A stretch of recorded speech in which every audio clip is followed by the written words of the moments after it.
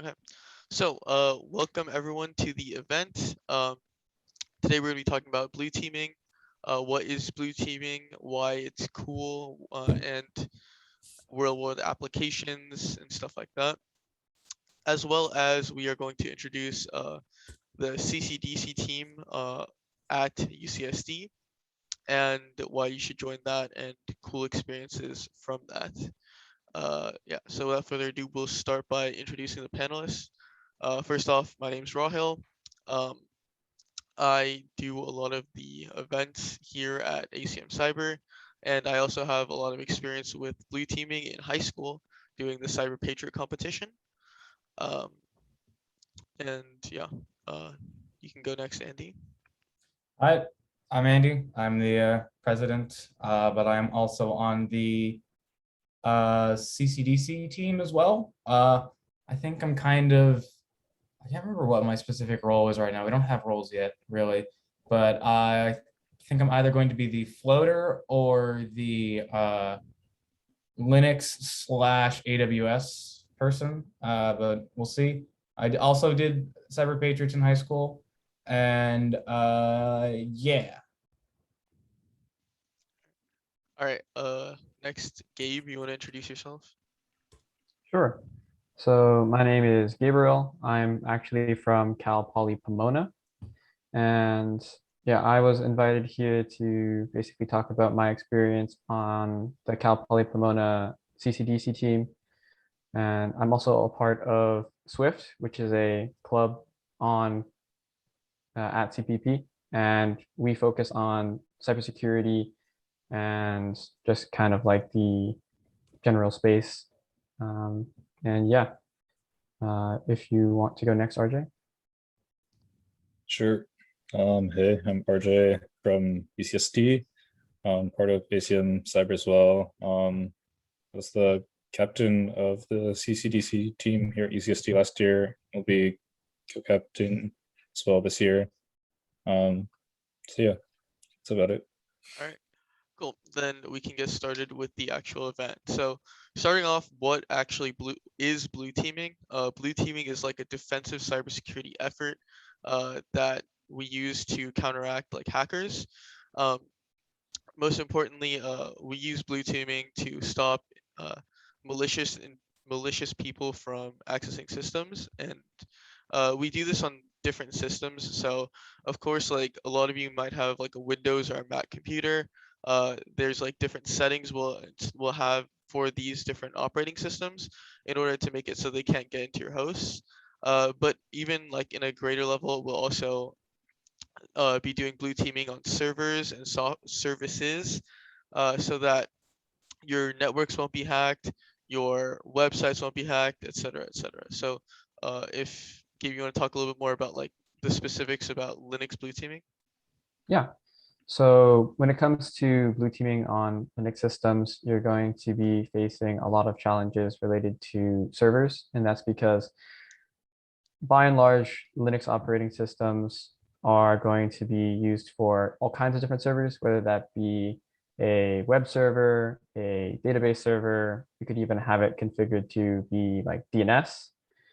And all of these things are basically going to be serving different kinds of content to your customers or whatever your server is supposed to be doing.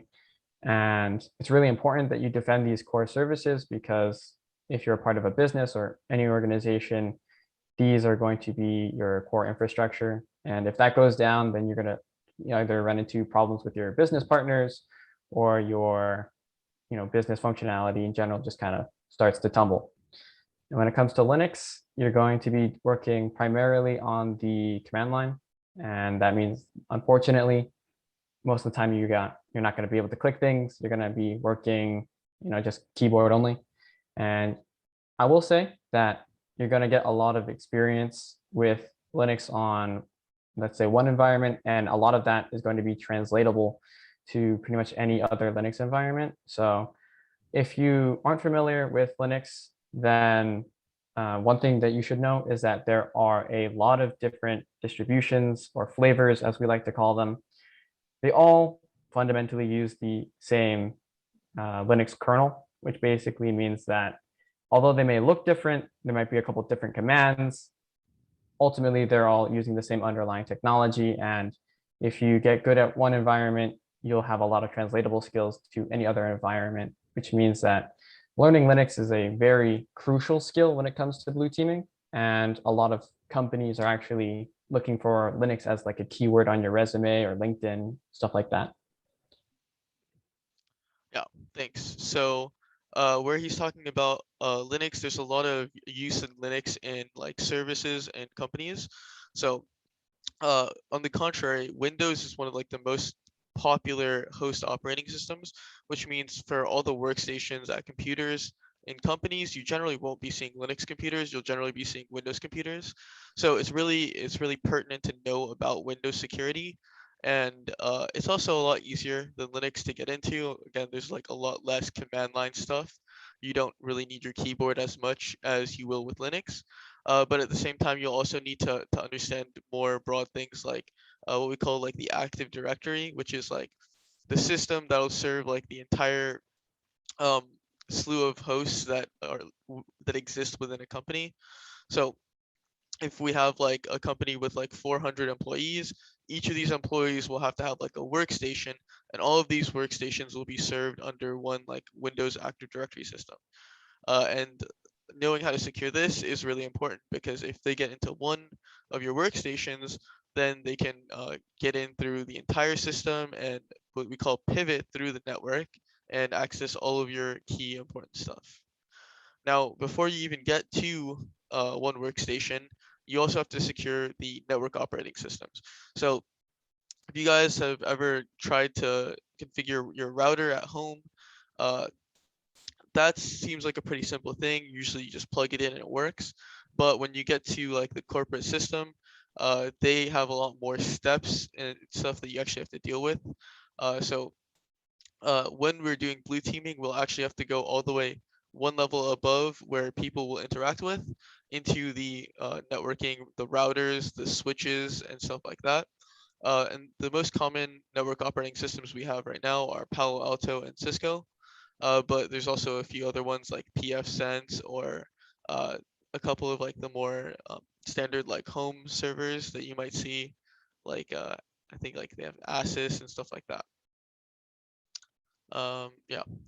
So Something else I kind of want to bring up, outside of just those three, there are also some things that are connected up but aren't necessarily falling into those. Like they might have like a Linux system running in them, but they're not necessarily a computer. They might be a sensor, or they might be a microcontroller, or something controlling something else.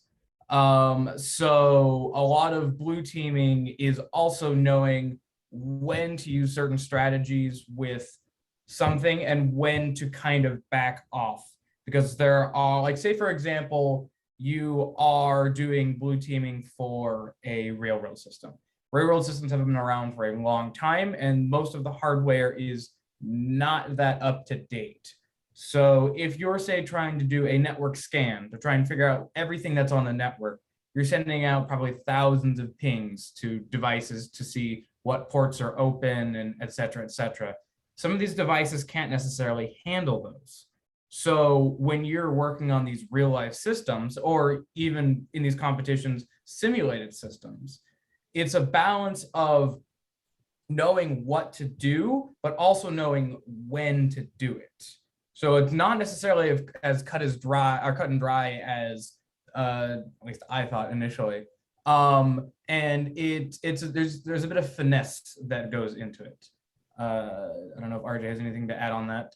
When we were doing a competition last year, a simulated one, we accidentally blew up a dam, causing millions of dollars of damage and thousands of deaths. That was fun. Yeah, that was definitely an experience. But yeah, I guess I was going to mention that later as well during when we talk about like CCDC. But yeah, if anyone's done Cyber Patriots, they call it like a blue team competition. It's like only part of what like an actual blue team does, I guess. A lot of it is like how you respond to a problem, how you solve a problem. So yeah, I think Andy said it pretty well. Yeah, that brings up like a really important point. If any of you guys have done like Cyber Patriot in high school, that's like something what we would call like passive blue teaming, where there's no one really there. You're just like securing the system, like ensuring like the passwords are secure and stuff like that. Whereas there's also like an active version of blue teaming, where this is what we do in CCDC as well. You'll have to do a combination of both like passive securing and actively defending. Um, and active defense is where we have like a red team, which is going to be like simulated malicious hackers that are trying to break into our systems, take everything down, and stuff like that. What's the check-in code? Good Andy, can you give me the question. check-in code, by the way? I don't have the check-in code. I'm Uh, not the one that sh- deals with check-in codes. okay, I will get the check-in code for you. While you're Well, getting the check-in code, I have another thing to mention. So there's a third aspect that no one's brought up yet. Yes, there's the red team. Yes, there's the blue team, but there's also the people that you're working for. Actual blue teaming, it's one of the biggest differences between Cyber Patriots and even CCDC is that you are responding to and actively working for an employer, quote unquote. And when you're actually blue teaming, you are. So you can't just do whatever you want. You have to make note of what you're doing, have sufficient logging, and basically know, okay, if I did something wrong, I need to know how to reverse it, or I need to be careful enough to not do something wrong.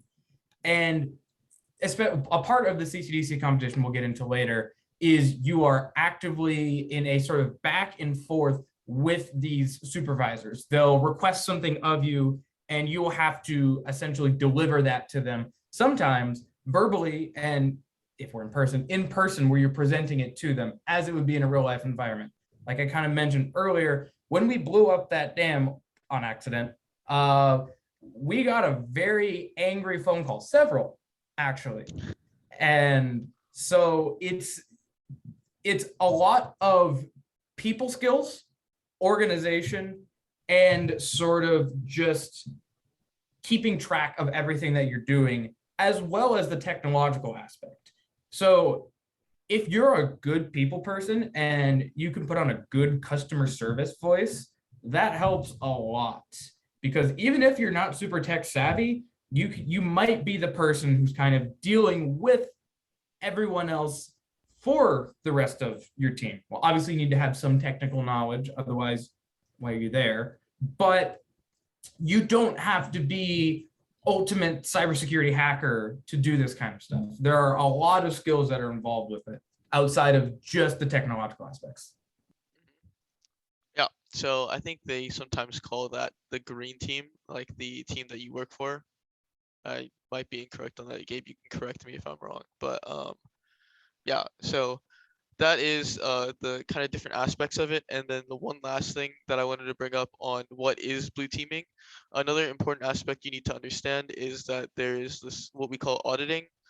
So generally your systems will have logs of a lot of different things that occur on the system, and you can use these audit logs in real time to figure out, oh, we got an unauthorized login on this computer because, and then you can see what the attackers can access, what you have to take off the network, and what you have to re-engineer to make better. And yeah, that's what auditing is. I have the check-in code as well, so I put that in chat right now. Yeah, and so now I want to talk a little bit about real-world applications of blue teaming. Blue teaming actually has like a lot of different stuff that a lot of different like jobs that exist in the space. And so there's like a few different like broad categories of jobs. There's security engineers, which are people that will work on writing secure software, and like security assurance engineers, which will like check your software to make sure that it is secure. The check-in link is for if you go to the ACM website, you can and sign in, you earn points, I believe. There's like a merch store coming soon, TM. Okay. So as I was saying, the security engineers are one of the more technical jobs when it comes to blue teaming. You'll be doing less hands-on, like dealing with attackers and more of preventing it before it actually occurs. Now, there's also going to be sysadmins. This is going to be a little bit more like IT side of cybersecurity, where you will basically be the administrator of an entire like network system, and you want to make sure everything on the system is secure. Sysadmins will generally have like a couple IT people working under them, and they will just have like an entire like control over your system. And then lastly, there is the more like active members of a blue team that exist in like the workplace, like the incident response and forensics people. And these are the kinds of people that will be actively responding to threats. They will be figuring out what happened, what's insecure, what they have to fix for later, and working in real time to do these kinds of things. Is there anything else you guys have to add on that stuff? Before you go on, I want to backtrack a little bit. I think management and stuff like that is white team, if I'm not mistaken. You might be right on that. Because I thought you said orange team, right? Was what you thought it was? I believe he's a green team. Yeah. Or green team. It might be green team because I distinctly remember it being white team because they're the ones that don't really interact with the system at all, so that they don't really have a color. I might be mistaken. Thank you for googling it. I don't know why none of us have, but yeah, we will see very shortly. But please continue. From my experience, beyond red team and blue team being like attackers and defenders, the rest of the colors can really vary depending on whoever is hosting either the organization or the business. For example, sometimes black team is the infrastructure team, other times it's green team. Orange team, like you mentioned, is usually simulated or actual end users. So that would be like people like employees at a business. And it looks like, yeah, someone in chat said white team is management most commonly, I would believe. But yeah, I've seen a bunch of different colors thrown out for different organizations before. Interesting infographic. Thanks, Asher. Yeah. Okay. Well, regardless of the colors of the teams, that is kind of the general like explanation of how real world blue teaming works. Now about like how to get into the field and how to get jobs in this field. There's a couple of different like certifications. So if you're here last week when we were talking about like our intro event, we talked about the Security Plus exam and the CISP exam. These are both still like really good certifications to become like a system administrator or like an incident response. For security engineering positions, generally you'll need a little bit more technical coding knowledge. You'll need a little bit more than just like one of these certifications to get by. But these are always like good certifications to have on your resume. Like companies will never be like, oh, he has a Sec Plus, that's not good, obviously. But CISP is generally going to be like a very so Sec Plus is generally a difficult certification to get, but CISP is kind of like more of an elite certification, I would say, where there's like a lot more conditions that you have to meet before you can even like apply to get one. It's not exactly like an intro certification, like Sec Plus is. And then there is also the OSCP certification, which is going to be the offensive security one. This won't help as much with blue teaming, but it will help with red teaming. But even then, if you are interested in like a security engineer job, having an OSCP is going to be like a bit of a boon to you because understanding how to attack a system is always like key to understanding how to defend it. Yeah, so speaking on that, what red teaming is specifically, Gabe, you want to talk about that? Yeah. So red teaming, as we mentioned a little bit earlier, is focusing on entering or breaking into a system or network. And if you are like a red team that was hired by a company, what they're really trying to do is have you test and see if their security controls are working. If they secure their network in a way that common hackers wouldn't be able to, access and break into.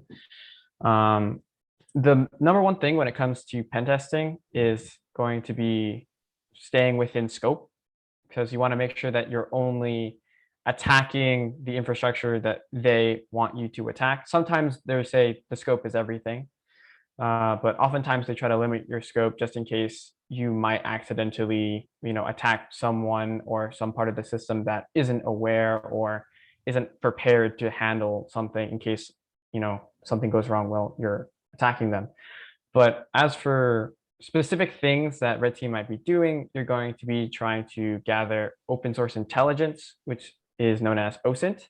And that could be anything from scouring social media, or looking up, like reverse phone records, a whole bunch of stuff. You're basically being a little FBI agent, and you're tracking down little pieces of information from people that have been posting on the web. For example, LinkedIn is a really common tool that people use to post about their work experience.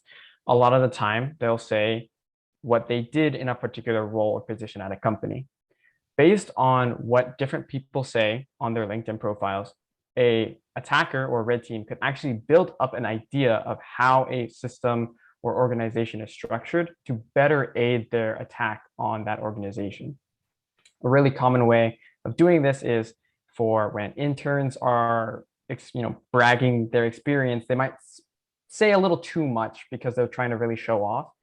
And that could actually be a very big vulnerability for organizations. And red teamers are basically exploiting that. But red teaming is a lot more than just open source intelligence. They could also do things that are a little bit more technical. And that would be breaking into different services or networks using vulnerabilities. And that ranges from using different frameworks such as Metasploit to potentially popping 0 days, which is a lot more rare than it might seem. But yeah, red team would basically be trying to enter a network using some kind of vulnerable system that has some kind of exploit that you can use to elevate your privileges or pivot to a different part of the system, or just get reconnaissance about the system or network, so then you can move to the next thing and eventually elevate your privileges, and you basically keep going from there. When it comes to red team in CCDC, their main goal is to just kind of harass you, kind of slow you down, make you basically stressed out and take down your services. Red teaming, when you're hired by a organization or business, your main goal is basically focused on proof of concept. And what a proof of concept is basically saying, if I were to do this exploit, or if I were to do these actions, then I could get this result. And obviously, if you're working in a business environment, they can't face the consequences of you doing that. So your goal is to basically just say, I could theoretically do this, therefore other people could. You can patch it in this way. And that's just kind of how red team responsibilities may vary depending on the goal that you were brought onto the team for. Does anybody have anything else they want to add for that? No, I think that's perfect. The perfect explanation of what red teaming is. If you guys are interested in that, we'll be talking about CBTC probably a little bit more next quarter. Is another competition that we compete in every year. I think it's like February, March. So confirm that. I just remember it was in the spring quarter last year, right? But if you guys are interested in that, we will compete in the collegiate penetration testing competition later this year, later this school year. And if you're interested in red teaming more than you are blue teaming, we'll probably send more messages out on the Discord about that later.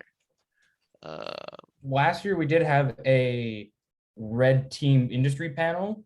We might try doing that again. But yeah, if not, that is uploaded, I believe, onto YouTube. I'm gonna check. Knock on wood. I'm gonna check just to be sure. So he'll go look for that, and he'll probably drop a link in chat if he can find it. But yeah, so that's what red teaming is, and that's kind of what we're fighting against as a blue teamer.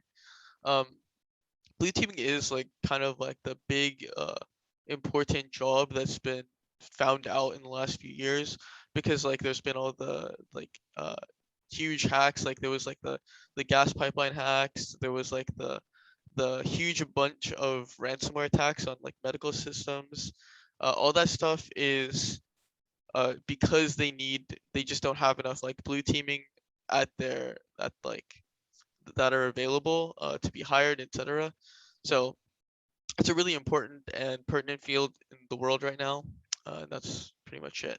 So now going a little bit more specifically into CCDC. RJ, do you want to talk about that? Sure. Yeah, so as we've mentioned a lot before, CCDC is the main competition for at the collegiate level. Actually stands for the Collegiate Cyber Defense Competition. So this is a national competition where colleges all over the US have blue teams that compete at regional levels and eventually national levels. So this competition usually happens around winter, early spring. And yeah, if you visit the website, you can learn a lot more about all the technical rules and all that. But basically, each school can send in a team of 8 to 12 people, I believe, something like that. And then basically you're just dropped into a simulated business environment where you have to gather information about what's running, about the vulnerabilities that are present, at the same time as protecting your systems against a simulated red team that is attacking you. Another interesting part about CCDC that was mentioned before as well are things called injects, which are basically business tasks that you have to complete at the same time as doing these other tasks. So it is a very involved competition. Usually it takes 6 to 8 hours, I believe. I don't quite remember. But yeah, I guess during the regional levels, it is a virtual competition. We are given virtual access to an environment set up by regional coordinators, and then eventually there are in-person competitions, at least before past year or so. So yeah, I don't know, does anyone else want to add more to that? Yeah, I can add a little bit more to that. CCDC, as RJ mentioned, is a really great competition that is held at the national level. But before that whole national level competition starts and regional level starts, there are a couple invitational events that a lot of people can get into. And those have no bearing over your placement later on in the competition. They're purely there for either the regional organizers or the regional teams to just get experience and practice working for the actual later competitions. So that requires having a CCDC team, but if you either didn't make the team or you weren't able to get on the team because you just learned about it like right now or something, then another great place you can learn these blue teaming skills is a competition called Hivestorm. And Hivestorm is very similar to Cyber Patriot if you've competed there. But to kind of explain that, it basically functions as a way to practice the passive blue teaming that Rahul mentioned earlier. And you get an environment of computers that doesn't have a red team on it, but is full of vulnerabilities. So your main goal is to just secure that network of computers as best as possible. You don't have access to router level configurations or anything like that. You're just going to be getting the end hosts or workstations. And yeah, the main experience you're going to be getting out of Hivestorm is that passive blue team. But later on, whether you take that experience to your career or to a competition like CCDC, you're going to be using a lot of that experience when you are trying to fend off different red team threats, because obviously a lot of the vulnerabilities that are placed in those passive blue teaming competitions are going to appear again in those active blue teaming competitions, even though some of them may be a little bit more obscure than you're used to, such as vulnerabilities left in the bootloader or something. You're still going to be practicing both speed, efficiency, as well as being able to kind of get used to adapting to different environments, because when you are a system administrator or security engineer, you're not going to be stuck on the same system all the time. When it comes to actual business practice, a lot of the times you're going to be pulled from one system to another because everyone wants a pair of fresh eyes on their system. You get too used to your own, then you start making mistakes. And that's why a lot of these competitions are basically set up so that you have a lot of experience on a lot of different things. Kind of like an inch deep, mile wide kind of strategy. But obviously the further you go into the competitions, once you reach like the national levels, then you're going to start essentially being like a mile wide, a mile deep. And that's one of the great benefits of both Hivestorm, CCCDC, and all these competitions in general. I'd like to mention, I'm going to reiterate something I said in chat. We did not record that red team event. I'm pretty sure there was something to do with just the fact that it was them talking. Probably certain things that they said that they didn't want recorded because probably confidentiality. But we will try and do it again. So we'll get in contact with the same group and hopefully rehash it. But the second thing I wanted to bring up is if you did do Cyber Patriots, Hivestorm is basically exactly the same, down to the same engine, I'm pretty sure. And even the same scoring page. I think they use the exact same website. And when Cyber Patriot is not in season, that same page redirects to the Hivestorm. But I may be wrong on that. But yeah, same engine, same exact situation. So if you are someone who's coming from Cyber Patriots and don't really know how to transition into this sort of collegiate style, that is a great place to start, although it is a little bit too late. But it's going to be every year. So teams of how many again? 4, 5, 6? Teams of 2 to 4 for Hivestorm. 2 to 4. Okay. So a little bit different than Cyber Patriots. Cyber Patriots, I think, had 6 teammates, 2 per operating system. But there isn't going to be any networking. That's the only difference. There's no Cisco and like that. It's only Windows, Debian, Ubuntu, etc. So yeah, that's pretty much it. Yeah, to quickly answer the question in the chat about other teams at ACM, or I guess more specifically ACM Cyber. So we do have a few different teams besides just the blue and red. On blue, we have the CCDC competition, as well as Hivestorm. And then for the red team, we have the CPTC competition, which we are not participating in this year, but hopefully we will next year. But besides those, we also compete in capture the flag competitions, which are another aspect of cybersecurity, not really defined in blue or red, more like solving different puzzles, things like that. So we do have a couple of different teams there that compete in CTF competitions throughout the year. Besides those teams, I'm not sure if we have any others.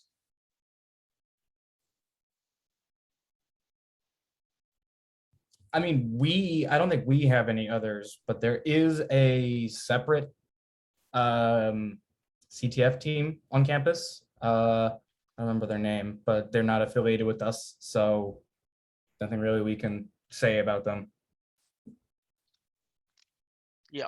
Um, CTF is really fun, but it's pretty unrelated. Not entirely though. From what I remember, there are some jobs. Like I looked at a posting, I think it was for Blizzard actually, for one of their server intern, like server security interns, and they explicitly mention CTFs in there.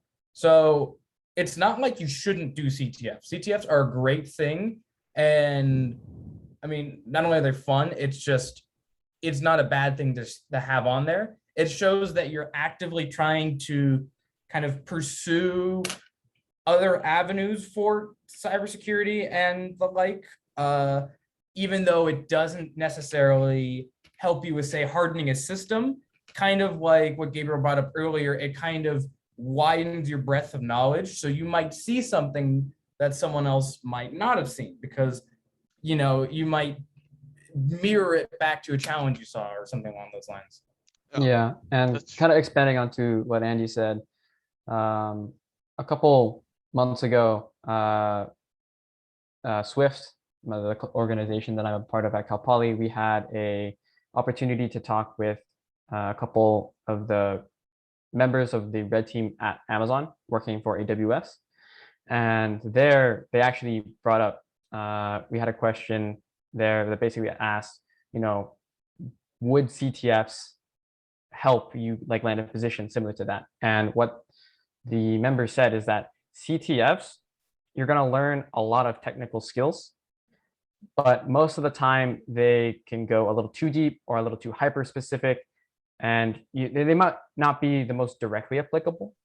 But what doing CTFs does show an employer, for example, is, as Andy mentioned, drive. It shows you that you are motivated to kind of go deep into the cybersecurity field just because you like it, just because it's fun for you.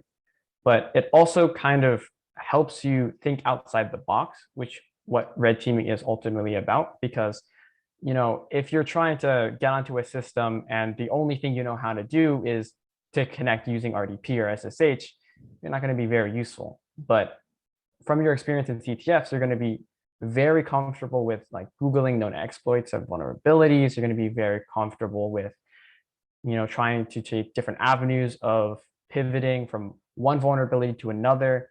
And that experience does help you a lot when it comes to like red teaming jobs of that like. And yeah, I just wanted to kind of bring that up.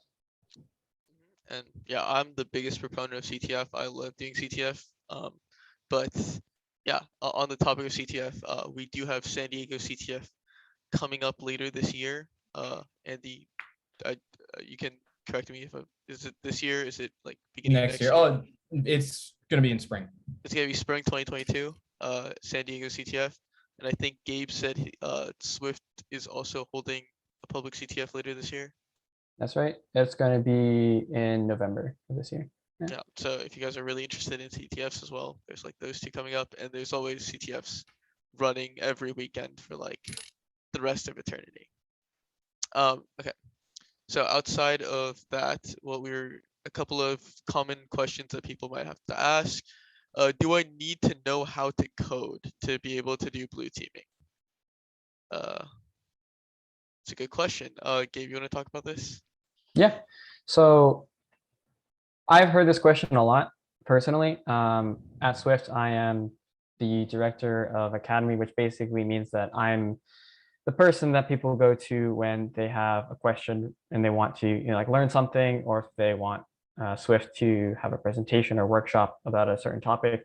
And by far, one of the most common questions I get is, do I need to be a computer science major, or do I have to have 2 years of experience with Python or something like that in order to get into the field? And I always say that you really don't need any experience at all, because blue teaming and red teaming too ultimately rely on your understanding of systems in general.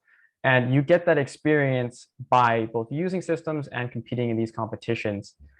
And you could do very, very well in like CCDC and CPTC with no knowledge of programming at all.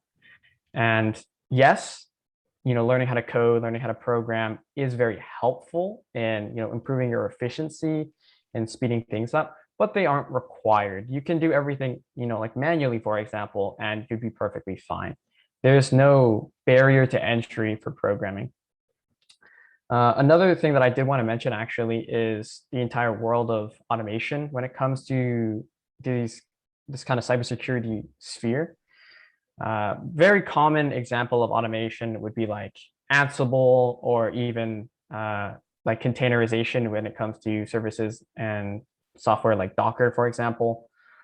All of these things, you don't need to understand all of like the back end complicated computer sciencey, intricacies of how it works. You just kind of have to know how it works. And when you're applying to different positions, all they really care is you understand how to use it, and how to like secure a system. And if you can give them a technical breakdown about how a terminal is different from a kernel, or the difference between Python and Java, like that would be great, but it's really not necessary, all like the technical stuff like that. Yeah, I would definitely say that your main goal would be learning the fundamentals of system administration and like system security.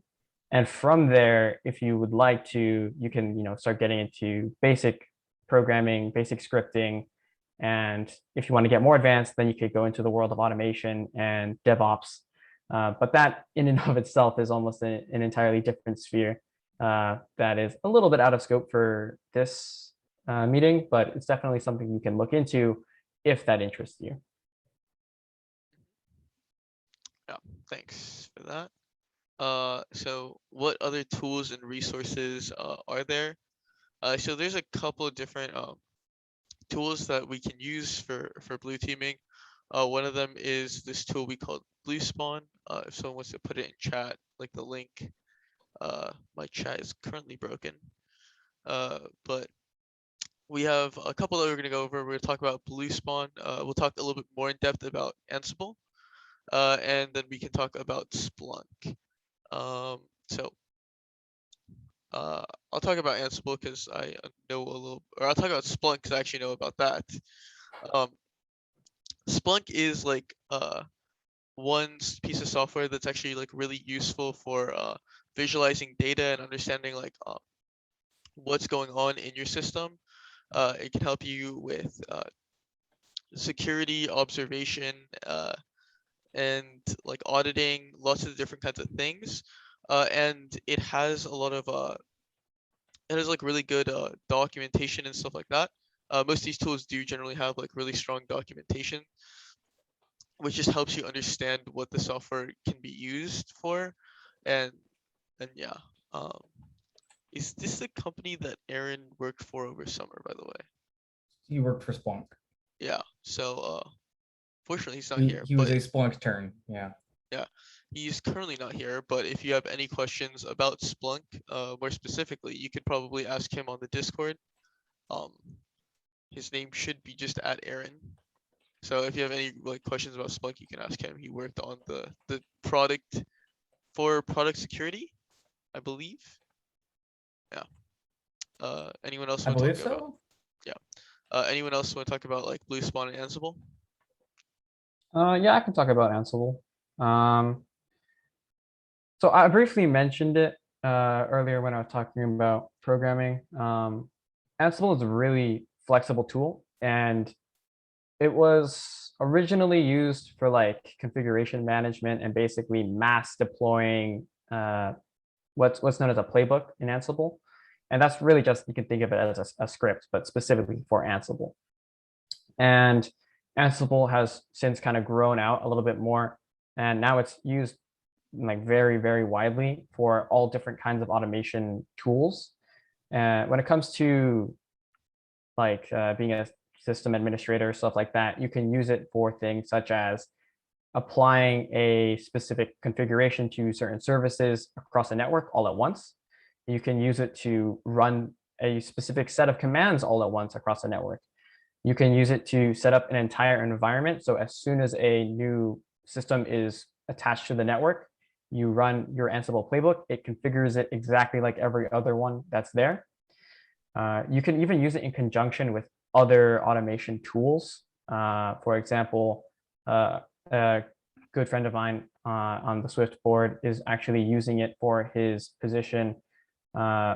He basically works for as a solutions architect at Red Hat, and his job there was basically creating a way to automate the process of setting up a Kubernetes cluster. And if you don't know what all those different terms are, don't worry about it. But basically, you can automate the process of even, creating an entirely new environment all at once. And you can write it out all beforehand. So as soon as you have access to the hardware and you plug it into the network, just run your playbook and boom, it's gone. It's set up exactly the way that you wanted it. And yeah, Ansible is a really powerful tool. And it's actually pretty easy to get into because there's a lot of open source tutorials about how to create your own playbooks and how to like use other people's playbooks. They actually have their own like Ansible GitHub kind of thing. It's called Ansible Galaxy. And there you can actually upload and get other people's open source playbooks so that you can run them on your own environments and networks. And that's a really cool thing that Ansible has that some other kinds of configuration management and automation tools don't have. But yeah, I really highly recommend learning Ansible if you're interested in automation.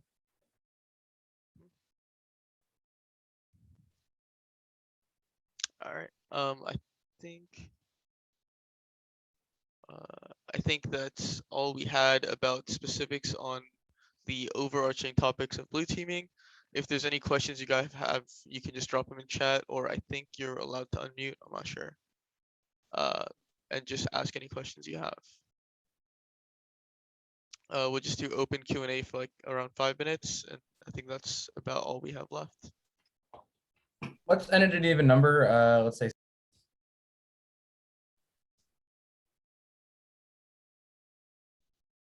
All right. Oh, my UI is Hey, there we go. nice. I don't know what happened there. Let's see. All right. We can probably just end the recording here, I guess. Yeah, wouldn't be a bad idea.